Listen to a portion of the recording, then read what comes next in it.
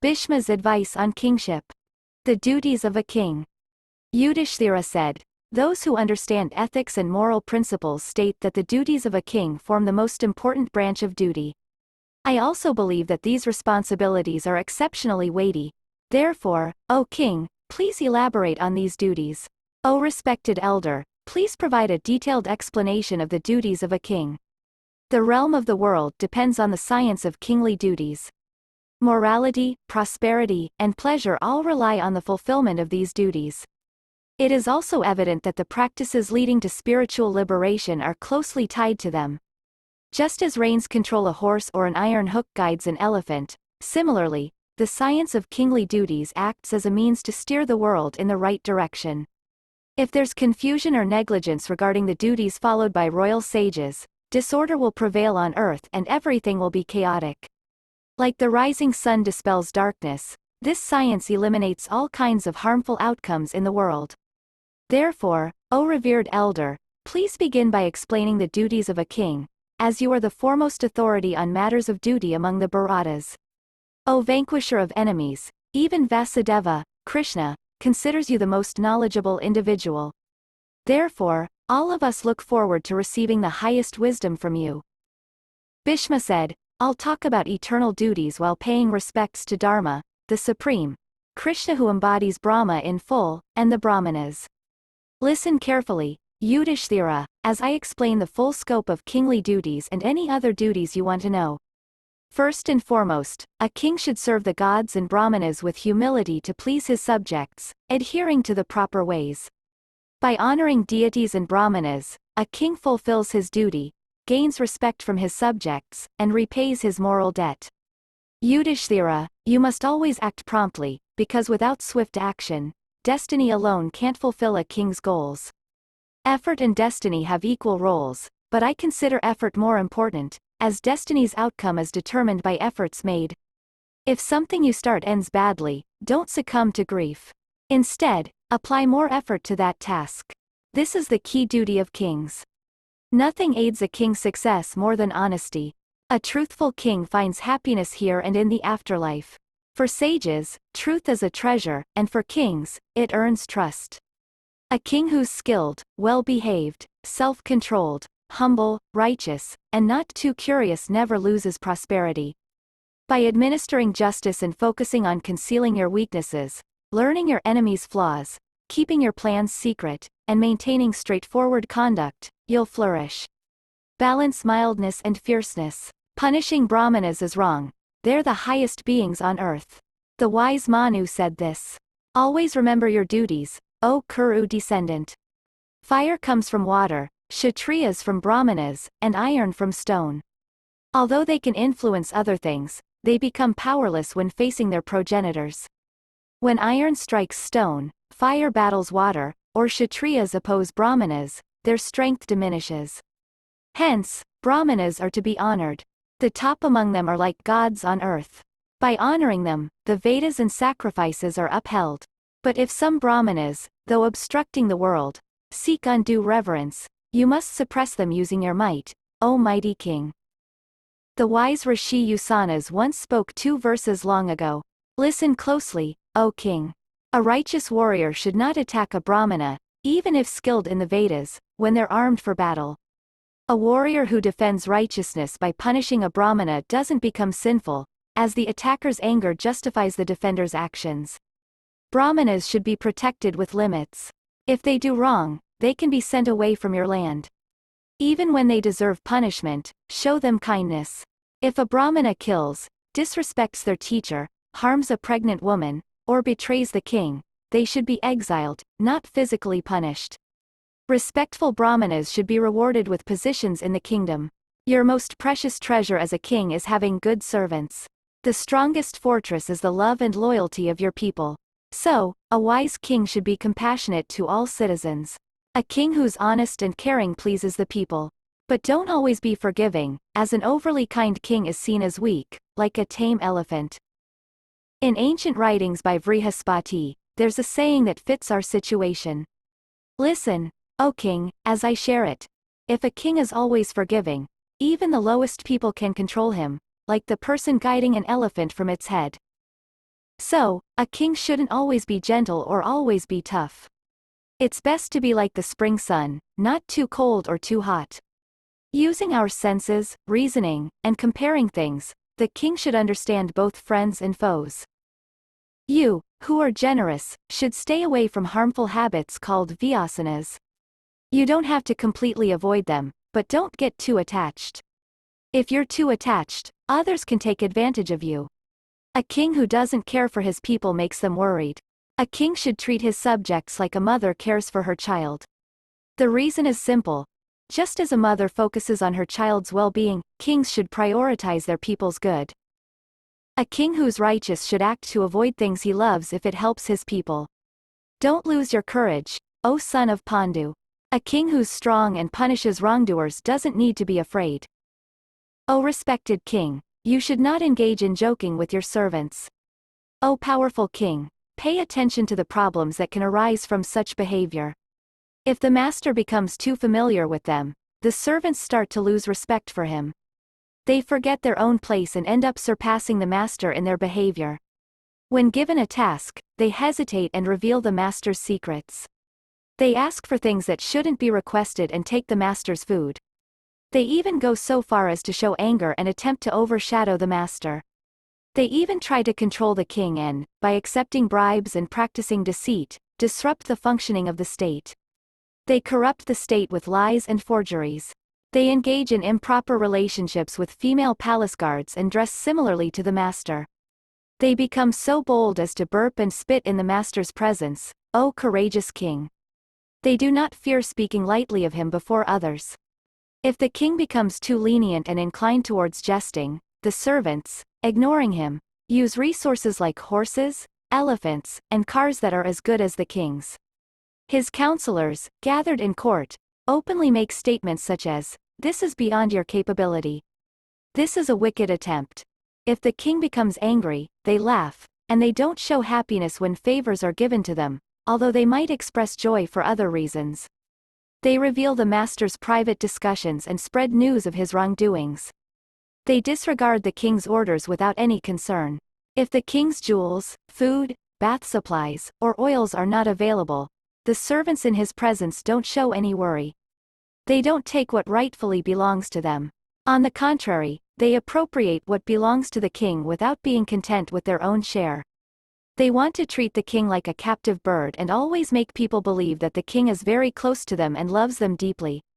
If the king becomes lenient and inclined towards jesting, O Yudhishthira, many such troubles will arise. Bhishma said, Yudhishthira, a king should always be prepared to take action. A king who lacks effort and behaves passively like a woman is not worthy of admiration. In this matter, the wise Usanas has spoken a verse. Listen carefully, O king, as I recite it to you. The earth swallows up two kinds of individuals like a snake swallowing mice. The king who avoids battle and the Brahmana who excessively clings to family life. Remember this always, O strong king. Make peace with those enemies with whom peace is appropriate, and engage in war with those against whom war is necessary.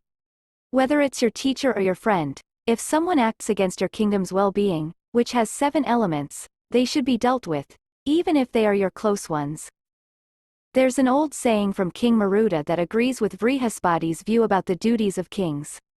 According to this timeless rule, even a teacher can be punished if they become arrogant and neglect their responsibilities, breaking all limits.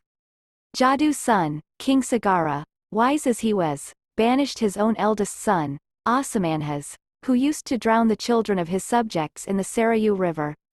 His father reprimanded him and sent him into exile. The sage Uddalaka also disowned his beloved son, Swetaketu, who later became a devoted ascetic. This happened because Swetaketu used to deceive Brahmanas with false promises. Ensuring the well-being of their people, speaking the truth, and maintaining honest conduct are the unchanging duties of kings. A king should not covet others' wealth and should give what is due in a timely manner. If a king is courageous, truthful in speech, and forgiving in nature, he will not lose prosperity. He should cleanse his heart of vices, control his anger, and make decisions that align with scriptures. He should always consider the balance between morality, profit, pleasure, and salvation. The king should keep his thoughts about morality, profit, and pleasure hidden. No greater harm can happen than revealing these to others, even to his servants. He should use his intelligence to assess the strengths and weaknesses of the 6 essential aspects of rulership. A commendable king watches his foes' weaknesses and manages his kingdom wisely, seeking advice from trusted spies, and trying to win over his enemies' officers with gifts. He should dispense justice like Yama, accumulate wealth like Kubera, and be mindful of the strengths and weaknesses of his own acquisitions and losses and his own territory. Bhishma said, Yudhishthira, the primary duty of a king is to protect his subjects. Vrihaspati, a divine sage, regards no other duty higher than this. Prominent sages and scholars like Kavi Usanas, Indra with 1,000 eyes, Manu the son of Prachetas, Bharadvaya, and Gaurasuras have all written about the responsibilities of kings. They all emphasize the duty of protecting the people. Listen, Yudhishthira, to the ways in which this protection can be ensured. These ways include using spies and servants, treating them fairly, collecting taxes reasonably, refraining from arbitrary takings, choosing honest administrators, displaying bravery, skill, and cleverness in managing affairs, being truthful, working for the welfare of the people, sowing discord among enemies through fair or unfair means, maintaining and repairing buildings, imposing suitable punishments and fines when necessary, standing by the honest, offering jobs and safeguard to people of respectable birth, storing essential resources, surrounding oneself with intelligent individuals, ensuring the satisfaction of the military, supervising the subjects, conducting business with consistency, replenishing the treasury, not blindly trusting the city guards, creating dissent among citizens of hostile towns, taking care of friends and allies within enemy territory, closely monitoring state officials and servants, observing the city in person, being cautious with servants, using soothing words with adversaries, staying vigilant to policy, staying prepared for action, never underestimating an enemy, and eliminating those who are untrustworthy. Being prepared for effort is the foundation of a king's duties. This idea comes from Vrihaspati. Listen to the verses he sang. Through effort, the nectar of immortality was obtained. Through effort, the demons were defeated. Through effort, even Indra gained rule over both heaven and earth. The hero of effort surpasses those of mere words. The heroes of words honor and serve the heroes of effort. A king who lacks readiness for exertion, even if intelligent, is easily overcome by enemies, just like a snake without venom. Even if a king is strong, he shouldn't underestimate a weak enemy. A tiny spark can cause a massive fire, and a small amount of poison can be deadly. With just one weak point, an enemy from within a fortress can disrupt the entire territory of a powerful and prosperous king. A king's private conversations, gathering troops for victory, hidden motives, intentions to achieve specific goals, and wrong deeds or plans should be kept secret by appearing open. He should use righteousness to keep his people obedient. Those with deceitful minds can't manage a vast empire. A king who is too lenient can't rise to a higher rank. That requires hard work. A kingdom, desired by many like meat, can't be safeguarded through honesty alone. Therefore, a king must balance both openness and cleverness. If a king faces danger while protecting his subjects, he gains great merit. This is how kings should behave. I've shared just a portion of a king's duties with you. Tell me, the best among the Kurus, if you want to know more. He should provide for those who are hungry and inquire after those who have been fed. His speech should be pleasant, and he should approach the elderly without delay. He shouldn't covet others' possessions and should adhere to righteous behavior, avoiding taking from the righteous and giving ill-gotten wealth to the deserving. He should be skilled in warfare, practice generosity, maintain self-control, dress respectably, give timely gifts, and follow good conduct. To achieve prosperity, a king should employ brave, loyal, perceptive, well-born, healthy, well-behaved individuals with respectable families, and who are knowledgeable in various subjects, aware of worldly matters, dedicated to their duties, honest, and steadfast. The only difference between the king and them should be his authority and command. A king who treats his followers and advisors with equality and respect, both in public and private, avoids misfortune. A deceitful and greedy king who distrusts everyone and imposes heavy taxes often meets his end at the hands of his own servants and relatives. A righteous king who wins the hearts of his people and is not quick to anger, who keeps his passions in check, gains the trust of all, much like the Himalayas. The best king is wise, generous, adept at exploiting his foes' weaknesses, possesses an agreeable appearance, knows what is harmful for each class of his subjects, acts promptly, controls his anger, refrains from revenge, is noble-minded, not prone to anger, devoted to rituals and religious duties, modest, and follows through with his undertakings. The best king is one whose subjects live fearlessly in his domain, feeling secure as if in the care of their father. He is the finest ruler under whom people don't need to hide their wealth and know what is beneficial for them. He is the true king when his subjects dutifully perform their tasks and don't fear sacrificing their lives when required.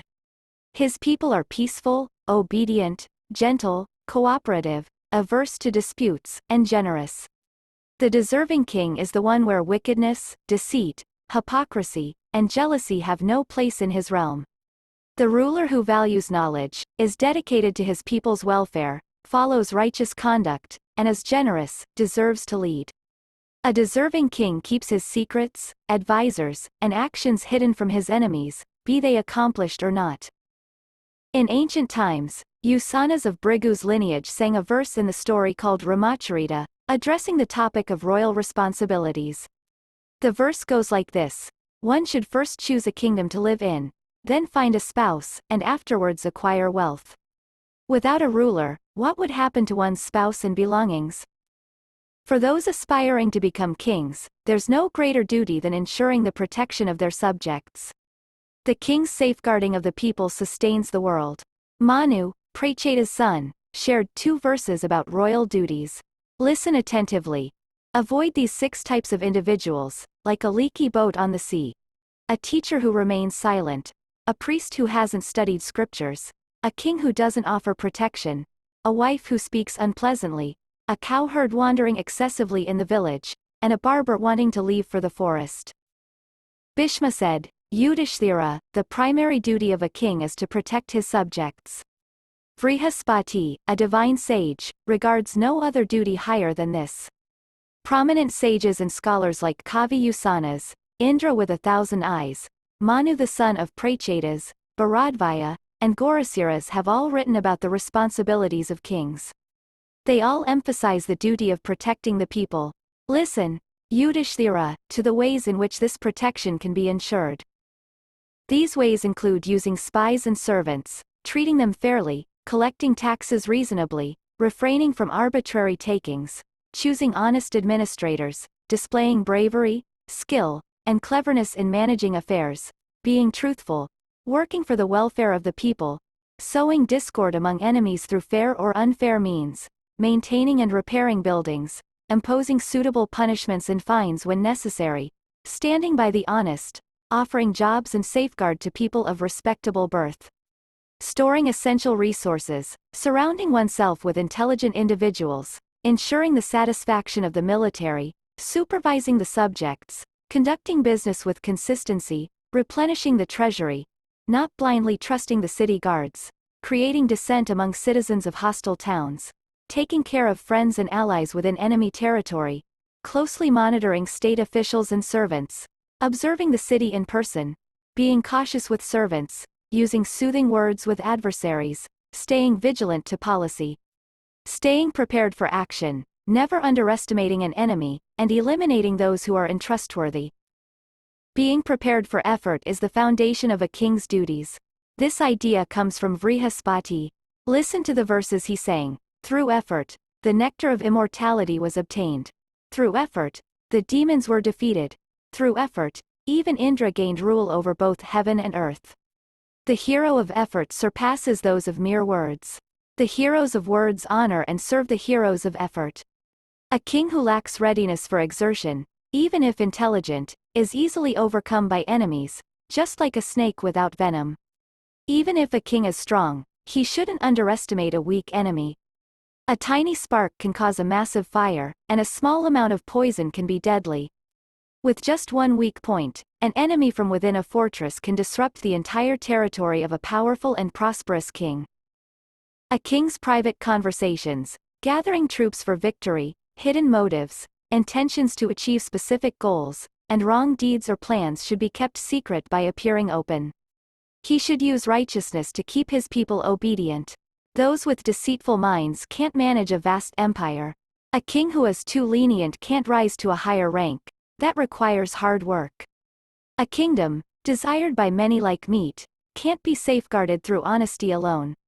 Therefore, a king must balance both openness and cleverness. If a king faces danger while protecting his subjects, he gains great merit. This is how kings should behave. I've shared just a portion of a king's duties with you. Tell me, the best among the Kurus, if you want to know more. The wise Vyasa, Devasthana, Aswa, Vasudeva, Kripa, Satyaki, and Sanjaya, all filled with joy and having faces like blooming flowers, expressed their approval by saying, "Very good. Very good." They praised Bhishma, the courageous and virtuous man. Yudhishthira, the leader of the Kuru lineage, with a heavy heart and tearful eyes, gently touched Bhishma's feet. He said, "O grandparent, I will ask you about my doubts tomorrow, as today the sun is about to set after drying up everything on earth." After this, Krishna, Kripa, Yudhishthira, and others respectfully saluted the assembled brahmanas and circled around the son of the great river. Then, they cheerfully got on their chariots. They went to the Drishawati river, bathed, offered water to their ancestors, recited sacred verses silently, and performed other auspicious rituals. After completing their evening prayers, they entered the city known as the Elephant City. Chapter 2. The second day. The next day, they rose early, performed their morning rituals according to the scriptures, and set out in their chariots resembling fortified towns to the place where Bhishma was lying. Upon arriving at the field of Kuru, they approached the blameless Bhishma and inquired if he had spent the night well. After paying their respects to the gathered sages and receiving blessings in return, the princes took their seats around Bhishma. King Yudhishthira, full of strength and righteousness, worshipped Bhishma with proper respect and then spoke, his hands folded. He asked, "O Bharata, can you explain to me the origin of the title, Rajan, king, that we use on earth? Why is it that one person, a king, has the authority to govern many others who possess intelligence, bravery, and high birth? Why do people seek his favor? Why does the world rejoice when he's happy and becomes troubled when he's not? Please elaborate on this, as it's intriguing how the entire world seems to bow down to one individual as if to a god." Bhishma replied, "Listen attentively, O great king, as I explain how sovereignty and kingship originated in the Krita Yuga. In the beginning, there were no kings, no governance, no punishment, and no one to punish. People used to protect each other righteously. However, as time went on, they found this task to be burdensome, and errors started creeping into their hearts. Their perceptions became clouded, and as a result, their righteousness began to decline. With diminished perceptions and increasing errors, they became covetous, desiring things they didn't have. This led to another passion called the lust for acquisition. Once the desire for acquisition took hold, anger soon followed. Once they were consumed by anger, they lost their sense of right and wrong. Unrestrained indulgence in pleasure followed, leading to a disregard for societal norms and a loss of distinction between right and wrong, clean and unclean, and virtue and vice. In this confusion, the Vedas began to fade away, and with their disappearance, righteousness also vanished. When the Vedas and righteousness were lost, the gods became fearful. Overcome by fear, they sought protection from Brahmanas. They pleased the divine creator of the universe and said to him, "O God, the eternal Vedas have been compromised in the world of men due to greed and mistakes. This has filled us with fear. With the loss of the Vedas, righteousness has also vanished. Therefore, O Lord of the three worlds, we are considering descending to the level of human beings. In the past, men used to offer libations upwards while we provided rain from above. But due to the decline of righteous practices among humans, we foresee great distress. Please consider a solution that will benefit us, so that the universe you've created won't face destruction." In response, the divine creator assured them, "I will think of a solution that will benefit everyone. Let go of your fears, mighty gods." The creator used his own wisdom to compose a treatise comprising 100,000 chapters. This treatise covered topics of virtue, profit, and pleasure, which the creator referred to as the triple aggregate. He also addressed a fourth aspect, emancipation, with opposing qualities and attributes. This treatise discussed the triple aggregate related to emancipation, connected to the qualities of goodness, passion, and darkness. Another aspect was introduced, practicing duty without expecting rewards or happiness in this world or the next. The treatise covered another triple aggregate focused on chastisement, including conversation, growth, and destruction. Additionally, it discussed a sixfold aggregate, involving people's intentions, location, time, means, actions, alliances, and causes. The treatise also outlined religious rites from the three Vedas, knowledge, and essential life-supporting actions like agriculture and trade. Extensive subjects such as punitive laws and behavior towards advisors, spies, indications of princes, secret agents, envoys, conciliation, creating discord, giving gifts, and punishments were extensively discussed in this treatise. The treatise went into detail about various topics. It explained strategies to create discord, the mistakes made in deliberation, and the outcomes of successful or unsuccessful plans. Different types of treaties, bad, middling, and good, formed through fear, goodwill, and gifts, were discussed. It elaborated on the best times for journeys and the details of three kinds of victories, righteous, wealth-driven, and achieved through deceit. The treatise also covered the attributes of 5 components: advisors, kingdom, fort, army, and treasury. It described 2 types of chastisements, open and secret. The 8 instruments of open chastisement, including soldiers, guides, and impressed laborers, were discussed. The use of movable and immovable poison, concerning apparel, food, and incantations, was also mentioned. The treatise provided insights into understanding enemies, allies, and neutrals. It explained choosing roads based on stars and planets, safeguarding troops, managing weapons, addressing diseases in times of distress, inspiring confidence in the army, and guiding foot soldiers during battles. Methods of alarming troops, influencing enemies with fear, and creating discord within their ranks were discussed. Topics also included strategies for expanding kingdoms, punishing the strong, just administration, and exterminating the wicked.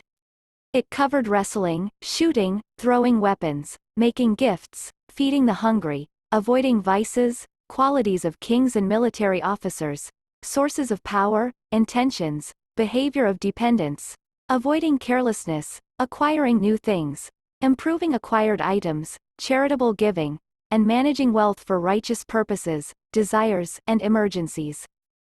The text covered a wide range of topics, including 1. Different road characteristics influenced by stars and planets, attributes of suitable camping soil, self-protection strategies, overseeing vehicle and weapon construction, ways to protect and enhance the performance of men, elephants, chariots, and horses. 2. Various battle formations, war strategies, astrological omens indicating danger, catastrophic events like earthquakes, effective techniques for warfare and retreat, knowledge of weapons and their upkeep, addressing troop disorders, boosting army morale. 3. Dealing with diseases, handling challenging times, guiding foot soldiers in battle, methods of sounding alarms and issuing orders, causing fear in enemies through display of standards, using tactics to harm enemy kingdoms with robbers, wild tribes, arson, poison, etc. 4. Building waste, growth, and harmony in the 7 essential components of rule, capability for planned tasks, methods to expand the kingdom, winning over inhabitants of enemy lands, punishing and subduing the strong, administering justice, eliminating wrongdoers. 5. Wrestling, archery, throwing weapons, presenting gifts, storing necessary items, feeding the hungry, overseeing the fed, timely wealth distribution, avoiding negative habits, king's attributes, qualifications of military officers. 6. sources, merits, and flaws of the threefold aggregate: counselors, kingdom, fort, army, treasury, various harmful intentions, behavior of dependence, fostering suspicion, averting carelessness, attaining unattained objects, enhancing acquired possessions, offering gifts to deserving individuals. 7. Spending wealth for noble causes, acquiring desired items, combating danger and distress. The text also mentioned 10 fierce vices arising from temper and lust, including hunting, gambling, drinking, and sexual indulgence. It addressed 6 wrath-related faults: rudeness, fierceness, harsh punishment, self-harm, suicide, and self-sabotage. It also discussed diverse machines and their actions, tactics like attacking enemy territories and destroying landmarks, siege of forts, overseeing agriculture, storing supplies, clothing, and attire production. The text covered several topics, including 1. Descriptions and uses of weapons like panavas and anakas, as well as the significance of conchs and drums in warfare. 2. Various types of articles like gems, animals, lands, robes, female slaves, and gold, along with methods to acquire and destroy them. 3. Establishing peace in newly acquired territories, honoring virtuous individuals, forming alliances with scholars, knowledge about giving gifts and performing religious rituals, auspicious practices, body adornment, preparing and consuming food, moral behavior, and prosperity through a focused approach. 4. Honesty in speech, etiquette for social gatherings and household affairs, public and private conduct, vigilance in overseeing people's behavior, protection of brahmanas, reasonable punishments, showing respect to dependents based on merit, safeguarding subjects, extending the kingdom, strategies for dealing with different types of foes, allies, and neutrals. 5. Medical practices for body protection, exercise, and improvement, local customs, tribal practices, and family traditions. 6. Virtue, profit, pleasure, and emancipation, along with diverse methods of wealth acquisition, agriculture, revenue generation, illusions, and contaminating stagnant water. 7. Preventing deviations from righteousness and honesty and promoting ethical behavior. 8. The text's purpose and significance, ensuring welfare and establishing a harmonious balance of virtue, profit, pleasure, and emancipation. The Divine Lord, after composing this valuable treatise, stated that this science of chastisement, dandaniti, is vital for the welfare of the world. He emphasized that chastisement governs human behavior and leads to desired outcomes. The science covers the essence of various attributes and is significant across all 3 worlds, holding a place of importance for virtuous individuals.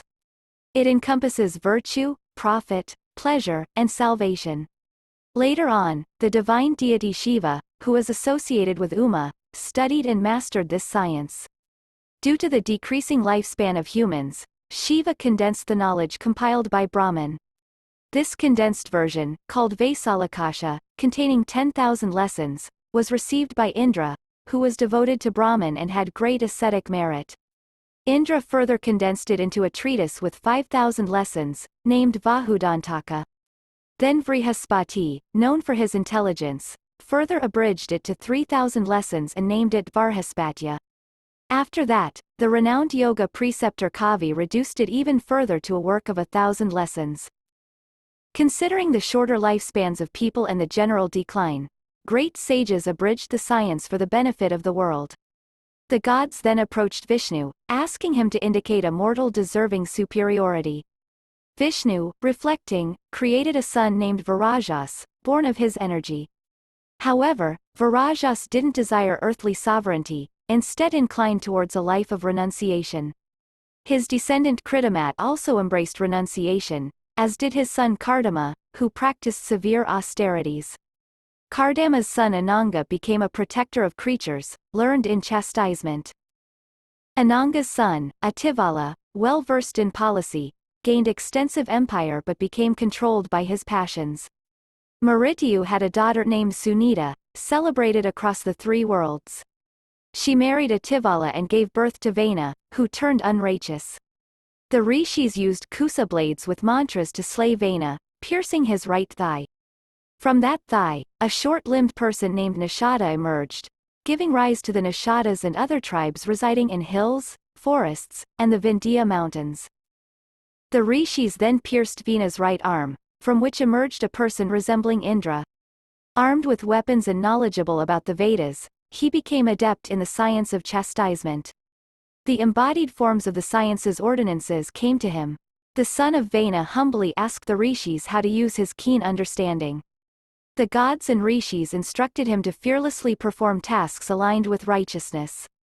They advised him to treat all beings equally, discard desires, and punish those deviating from the path of duty. Make a promise that you will always uphold the teachings of the Vedas in your thoughts, words, and actions.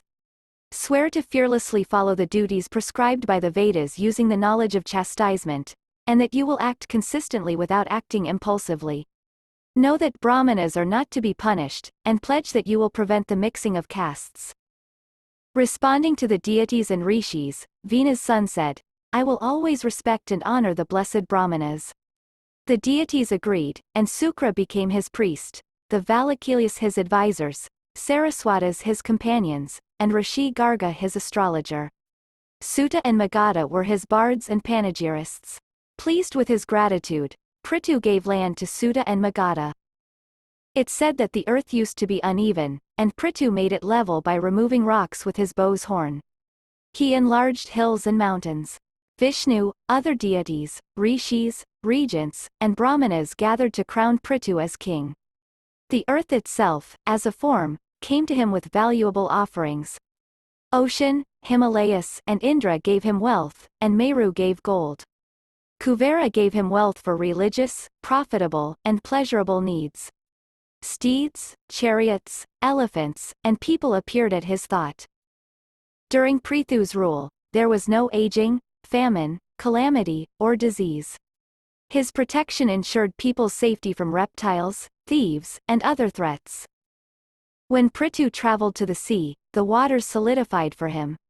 The mountains moved aside, and his flag never got stuck. He produced 17 types of crops from the earth, feeding various creatures like yakshas, rakshasas, and nagas. King Prithu made everyone value righteousness, and his kindness to all earned him the names, Rajan, king, and Kshatriya.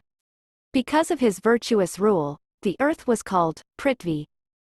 Vishnu himself acknowledged Prithu's power and told him no one would surpass him. Vishnu's divine presence entered Prithu due to his penance.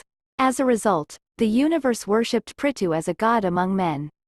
Protect your kingdom using the science of chastisement and intelligence, and gather information through spies to keep it safe. Good actions lead to good outcomes. A king's conduct should match the circumstances. When one's merit is exhausted, they are reborn as a knowledgeable king. Such kings are a part of Vishnu on earth, possessed of intelligence, and hold great influence. Established by the gods, they can't be surpassed, and that's why everyone obeys them. People who saw Prithu's kind face became devoted to him. His rule promoted morality, and his scepter made virtuous behavior visible on earth. The book contains history, rishis' origins, holy waters, stars, duties for different lifestyles, 4 kinds of rituals, characteristics of people, and learning branches. It discusses various topics like penance, knowledge, treating all beings kindly, truth, and morality. It emphasizes respecting elders, being compassionate, and working hard. Since then, it said there's little difference between a god and a king. This summarizes the greatness of kings. What's the next topic I should discuss, O leader of the Bharatas? After this, Yudhishthira respectfully greeted his grandfather, Bhishma, and with attentive hands joined together, he asked him again, saying, "What are the general duties for the 4 social orders, and what are their specific duties? How should each social order live their life? What are the unique responsibilities of kings? How does a kingdom prosper, and what leads to the king's growth? How do citizens and the king's servants flourish? What types of resources, punishments, strongholds, alliances, advisors, priests, and teachers should a king avoid? Whom should a king trust in times of trouble and danger? From what sources should a king derive his revenues? Chapter 3. Duties of 4 Varnas. From what troubles should the king protect himself firmly? Tell me all this, O grandsire. Bhishma replied, I pay my respects to Dharma, the Great One, and to Krishna, who is Brahma. Having also bowed to the assembled Brahmanas, I will now speak about eternal duties. Controlling anger, speaking truth, upholding justice, forgiving, fathering children only with one's own wedded wives, maintaining purity of conduct, avoiding disputes, simplicity, and supporting dependents. These 9 duties apply to all 4 social orders equally. However, I will now explain the duties that exclusively pertain to Brahmanas. Self-control is the primary duty of Brahmanas. They should study the Vedas and practice austerities. Through these 2 activities, all their duties are fulfilled. If a knowledgeable Brahmana, practicing self-restraint, gains wealth without engaging in improper actions, he should then marry, have children, practice charity, and perform sacrifices. It is considered wise to enjoy such wealth by distributing it among deserving individuals and relatives. Studying the Vedas accomplishes all the righteous acts for a Brahmana. Whether he achieves other things or not, dedicating himself to Vedic study earns him the title of a Brahmana and a friend of all creatures. Now, I'll tell you about the duties of a Kshatriya. A Kshatriya should give but not beg, perform sacrifices but not act as a priest for other sacrifices. He should refrain from teaching the Vedas but study them under a Brahmana teacher. His duty is to protect the people, exerting his strength against robbers and evildoers in battle. Kshatriya rulers who perform sacrifices, possess Vedic knowledge, and achieve victories in battles attain blessed regions in the afterlife through their merit. According to ancient scriptures, a Kshatriya who returns unwounded from battle isn't praised. The suppression of robbers is the highest duty for him. Gifts, study, and sacrifices bring prosperity to kings. A king who desires spiritual merit should engage in battles, establish his subjects in their respective duties, and ensure that they follow righteousness. By protecting his subjects, he fulfills all religious acts, earning the title of a Kshatriya and a distinguished individual. Now, I'll describe the timeless duties of a Vaisya. A Vaisya should make charitable gifts, study the Vedas, perform sacrifices, and earn wealth through ethical means. He should attentively protect and nurture domestic animals as a father cares for his children. This duty, along with earning an honest livelihood, is proper for him. The Creator entrusted the care of domestic animals to Vaisyas, just as Brahmanas and Kshatriyas were tasked with the well-being of all creatures. I'll explain the Vaisya's occupation and how he should earn a living. If he tends to 6 cows owned by others, he can take 1 cow's milk as payment. If he cares for 100 cows owned by others, he can receive a single pair of cows as compensation. If he engages in trade with others' wealth, he can claim 1/7 of the profits as his share. A Vaisya is entitled to 1/7 of the profits from trading in horns but should receive 1/16 for trading in hoofs. If he cultivates using seeds provided by others, he can claim 1/7 of the yield as his remuneration. A Vaisya should always be willing to tend cattle, and if he chooses to do so, no one else should be employed for that task. Now, I'll explain the duties of a Sudra. The Creator intended Sudras to serve the other 3 classes. Their duty lies in serving the other 3 orders, which can bring them happiness. Sudras should attend to the other classes according to seniority. A Sudra shouldn't amass wealth that would make the superior classes obedient to him, which would be sinful. With the king's permission, Sudras can earn wealth for religious purposes. Sudras should be supported by the other orders. Used umbrellas, turbans, beds, seats, shoes, and fans should be given to Sudra servants. Torn clothes unfit for wear should be given to them, and if a Sudra approaches to do menial work, the upper classes should assign him appropriate tasks. The sonless Sudra's master should offer the funeral cake and care for the weak and elderly among them. Sudras shouldn't abandon their masters in times of distress but should support them zealously. Sacrifice is a duty for all 4 classes, including Sudras. Sudras, however, shouldn't utter Vedic mantras like Swaha and Swata. Instead, they should worship the gods in minor sacrifices known as Paka Yajnas. The gift known as Purna Patra is the dakshina for such sacrifices. Sacrifice is as much for Sudras as for the other orders, and devotion is the foremost form of sacrifice. Brahmanas are like gods to Sudra attendants, worshipping gods in sacrifices to fulfill various wishes. The other classes have all emerged from Brahmanas. Brahmanas should be worshipped as gods by virtue of their knowledge of the Vedas, while Sudras, without that knowledge, have Prajapati as their god. Mental sacrifice applies to all orders. It's incorrect to say that gods and superior individuals do not desire to share offerings in Sudras' sacrifices. Therefore, devotion is the type of sacrifice for all classes, as it doesn't differentiate between them. The Brahmana is the highest among the gods, and it's not true that they don't perform the sacrifices of the other orders. The fire called Vatana, though obtained from Vaisyas and infused with mantras, is still inferior. Brahmanas perform the sacrifices of all three orders, making all four orders sacred and interrelated. They all originated from Brahmanas. In the order of creation, Brahmanas came first. The ancient verses sung by Vaihanasa munis praise sacrifice performed before or after sunrise, emphasizing devotion. Sacrifices come in various forms, and their rites and rewards differ. A knowledgeable Brahmana familiar with all these can perform sacrifices. Even a sinner can be considered righteous if they desire to perform sacrifices, as the rishis acknowledge. The four modes of life are vanaprastha, forest dweller, bhakshya, mendicant, garhasthya, householder, and brahmacharya, student, for brahmanas. After mastering studies and performing garhasthya duties, one can transition to vanaprastha by moving to the woods, studying aranyakas, and pursuing self-control and soul absorption. Brahmanas desiring emancipation can take up bhakshya after brahmacharya, leading an ascetic life with control over senses, minimal needs, and equal treatment of all beings. For garhasthya, one should fulfill the duties of a householder, including begetting children, enjoying pleasures, and accomplishing religious acts. It's a difficult but esteemed mode of life. Enjoyment should be within the limits of wedded life, and marital relations should be during the appropriate time. He should follow the rules of scriptures, be honest, and avoid trickery. He must eat moderately, honor the gods, show gratitude, be gentle, avoid cruelty, and practice forgiveness.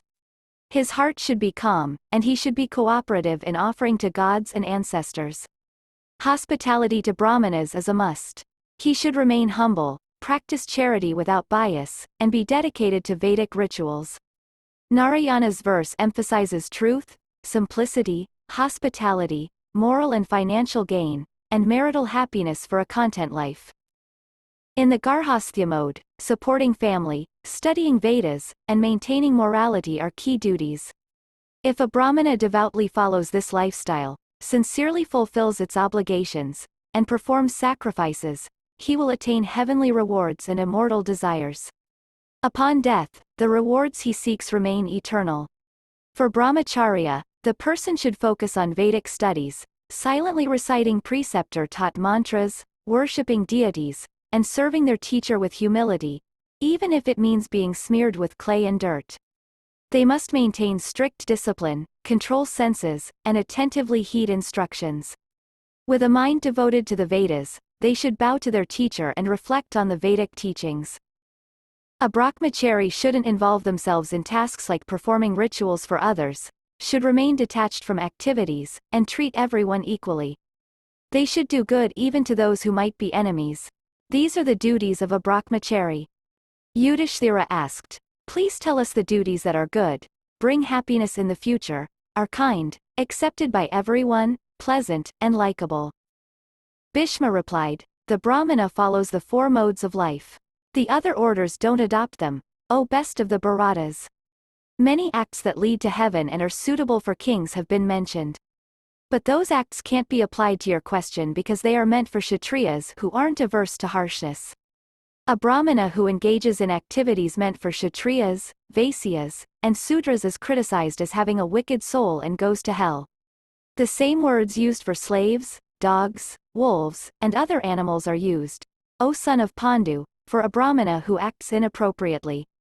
A Brahmana who engages in all four modes of life, performs the six-fold acts, breath control, contemplation, etc., fulfills all duties, stays composed, controls desires, maintains purity, practices penance, seeks no improvement, and is charitable, finds boundless joy in the next world. People are influenced by their actions, circumstances, place, means, and motives. So, consider the study of Vedas, which brings great merit, equivalent to wielding royal power or engaging in farming, trade, or hunting. The world runs on time. Time decides everything. Our actions, good, bad, or neutral, are shaped by time. The significant actions from our past that greatly affect the future can be used up. People engage in activities that their nature drives them to. That nature guides us in various directions. Bhishma said, a Brahmana should not do tasks like using a bow, killing enemies, farming, trading, tending cattle, or working for others to earn. A knowledgeable Brahmana in the household mode should focus on the 6 Vedic acts. Retiring to the forest after fulfilling household duties is commendable. A Brahmana should avoid serving the king, earning from farming, trade, dishonest deeds, keeping company with others except his wives, and charging interest. A Brahmana who strays from his duties, acts wrongly, becomes a dancer, a village servant, or indulges in improper activities, becomes a Sudra. Whether he recites the Vedas or not, if he behaves inappropriately, he's like a Sudra. On occasions of worship, he should be treated as a Sudra. Such Brahmanas are equal to Sudras and should not be included in worshipping the gods. Offerings given to Brahmanas who abandon restraint, act impurely, indulge in wrong pursuits, or forsake their rightful duties bring no merit to the giver. That's why self-control, purity, and simplicity are a Brahmana's duties. In addition, all 4 modes of life were laid down for Brahmanas. A true Brahmana practices self-restraint, participates in soma sacrifices, has good behavior, shows compassion to all beings, bears adversity with patience, doesn't seek wealth, is honest and straightforward, gentle, kind-hearted, and forgiving.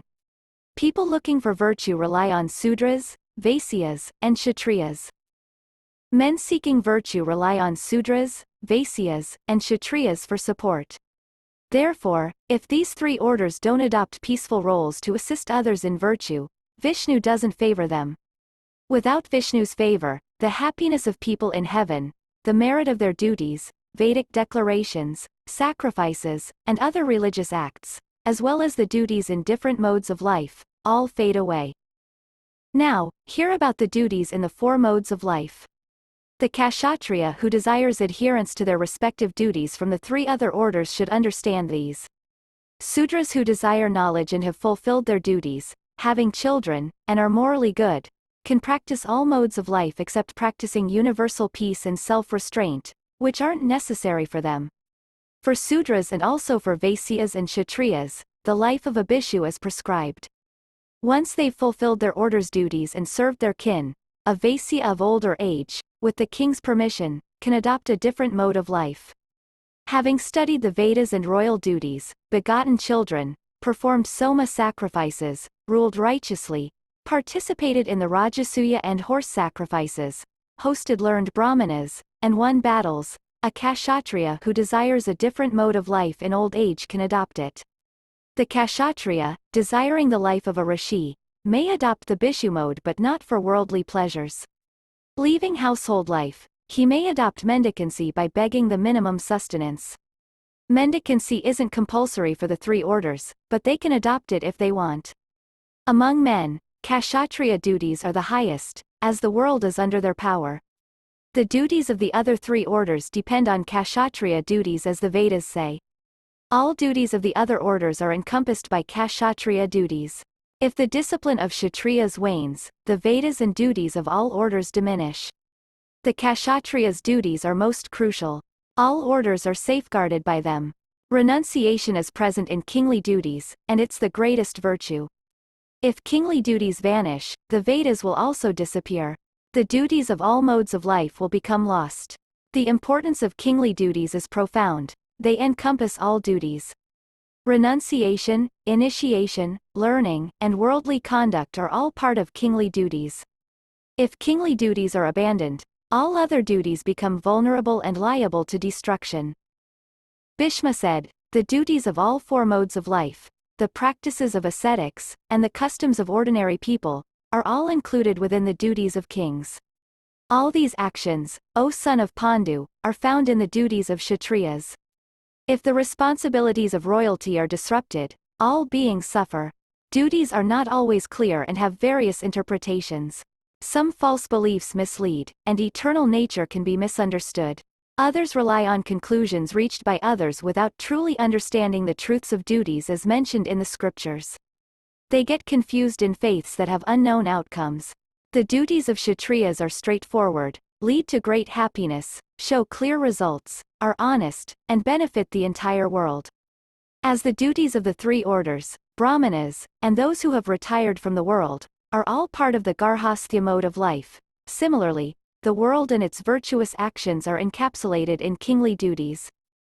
Listen now, O son of Pandu, to the duties that should be followed in the four modes of life. These should be understood by a Kshatriya king who desires the members of the three other orders in his kingdom to strictly adhere to their respective duties. Sudras who wish to learn and have fulfilled their duties, having children and maintaining a level of conduct not very different from superior orders, are permitted to adopt all modes of life except for the observance of universal peace and self-restraint, which are not essential for them. Sudras practicing these duties, as well as Vaisyas and Kshatriyas, are allowed to adopt the Bhishu mode of life. After fulfilling his duties and serving his family, a Vaisya of advanced age, with the king's permission, can choose another mode of life.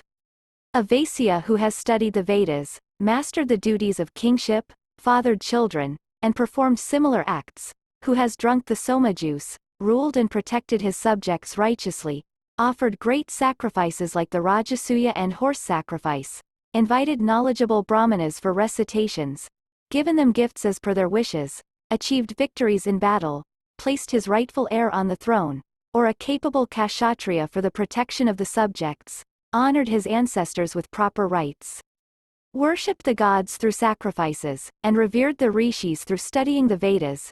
If such a Kshatriya, in old age, desires another mode of life, he may adopt it by leaving the previous one, and thus achieve success as an ascetic. A Kshatriya may adopt the Bhishu mode of life to live as a rishi, but not for enjoying worldly pleasures. Leaving household life, he can become a mendicant by begging for bare sustenance. Mendicancy is not obligatory for Kshatriyas, Vaisyas, or Sudras. However, it's an option open to all four orders. Among men, Kshatriya duties are the most important, as their power governs the world. The duties of the other orders, Brahmanas and those who have renounced the world, are all encompassed by the duties of the Garhasthya mode of life. I've explained how numerous valiant kings, seeking answers about the science of chastisement, approached the divine and powerful Vishnu, the Lord of all creatures, to resolve their doubts. These kings, adhering to scriptural declarations and examples, sought Narayana's guidance and compared their deeds with the duties of various modes of life. The deities, including the Satyas, Vasus, Aswins, Rudras, Viswas, Maruts, and Siddhas, who were created by the foremost of gods in ancient times, all follow Kshatriya duties.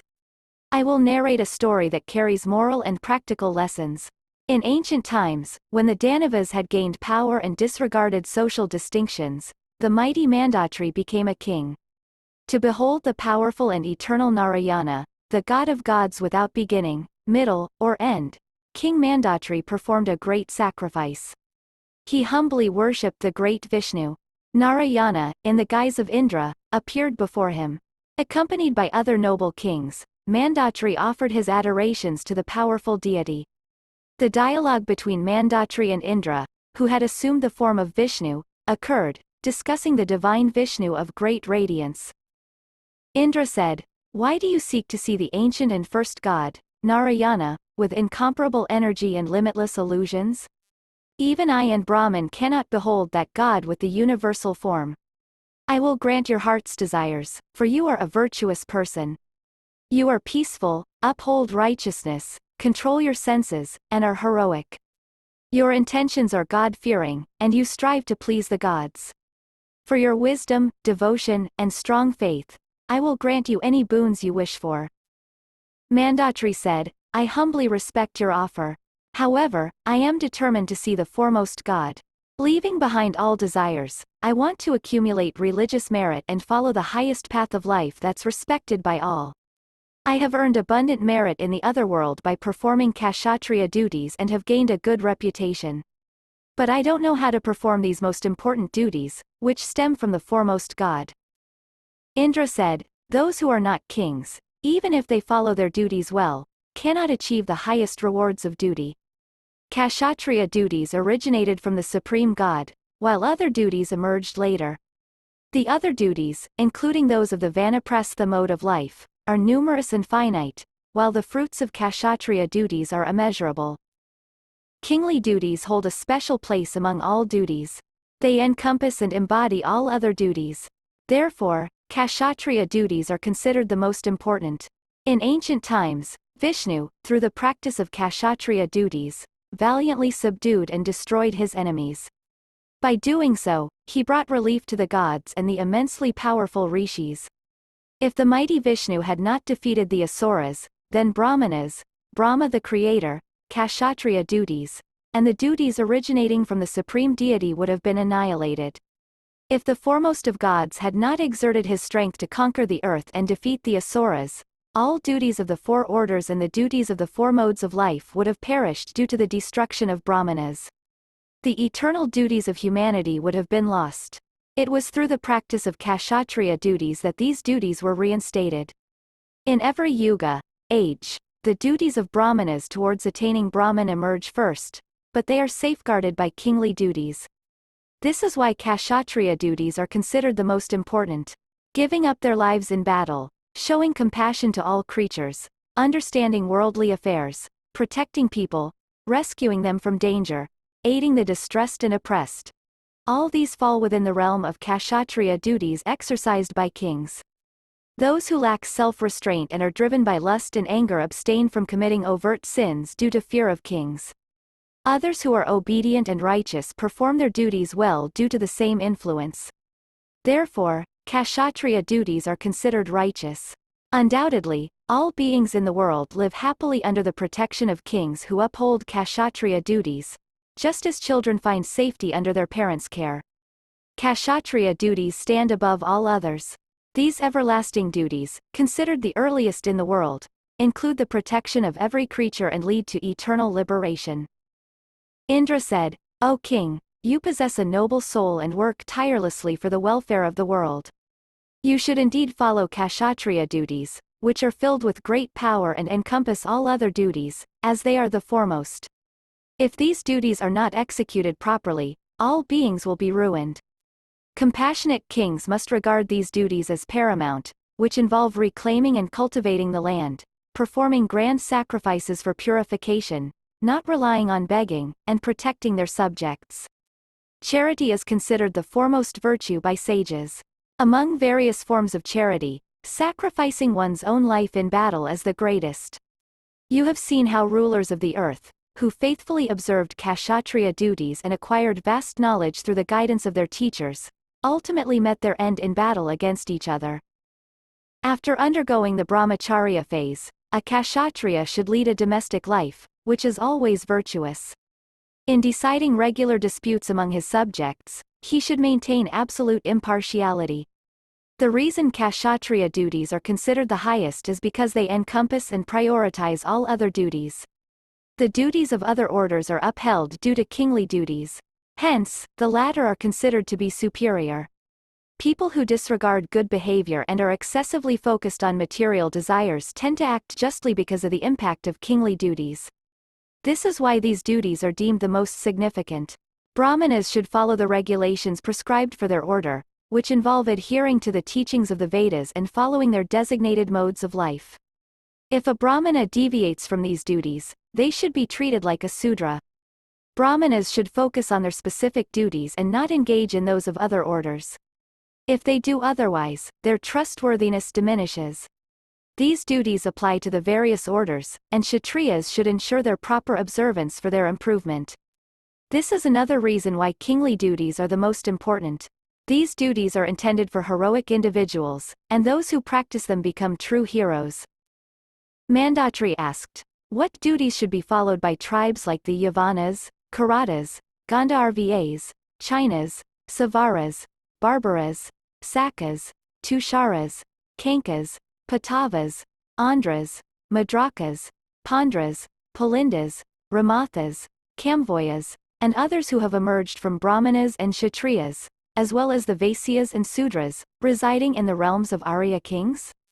Moreover, what should be the duties that kings like us need to enforce upon those tribes engaged in robbery? Please enlighten me, O great deity, you are our friend, being a Kshatriya yourself. Indra replied, the tribes engaged in robbery should serve their parents, elders, teachers, and hermits dwelling in the forests. The tribes engaged in robbery should also serve their kings. They should follow the duties and rituals taught in the Vedas. They should conduct rituals to honor their ancestors, Pitris, dig wells and dedicate them for public use, provide water to thirsty travelers, give away beds and make timely gifts to Brahmanas. They should refrain from harming others, speak the truth, control their anger, support Brahmanas and relatives by fulfilling their rightful claims, take care of their families, maintain purity, remain peaceful, and make offerings to Brahmanas during various sacrifices. All these actions are essential for people of their class who seek prosperity. They should also perform various offerings and rituals with valuable food and wealth. These duties were established in ancient times for individuals of this class. People of the robber class should carry out all these actions as well. Mandatri said, in the human world, such wicked individuals can be found living in disguise among all four social orders and in all four modes of life. Indra said, when kingly duties and the knowledge of proper conduct fade away, all creatures suffer greatly due to the tyranny of rulers. After the Krita Yuga passes, there will be confusion regarding the various modes of life, and many mendicants with different sectarian marks will emerge. Driven by desires and anger, people will forsake the wisdom of the Puranas and true religion, leading to misguided paths.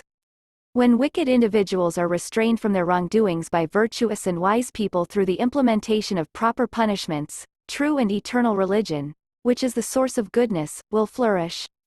Offerings and rituals to ancestors become fruitless if one disregards the authority of a righteous king who is superior to all. Even the gods do not disregard a virtuous king who truly embodies a divine presence. The Supreme Lord, the creator of all, intended for Kshatriyas to rule over people based on their inclinations and disinclinations in regard to duties. I hold in high regard and worship those who, guided by their wisdom, oversee the performance of duties among people. Kshatriya duties are established upon this oversight. Bhishma continued, after saying this, the divine and powerful Narayana in the form of Indra, along with the Maruts, returned to his eternal abode of endless happiness.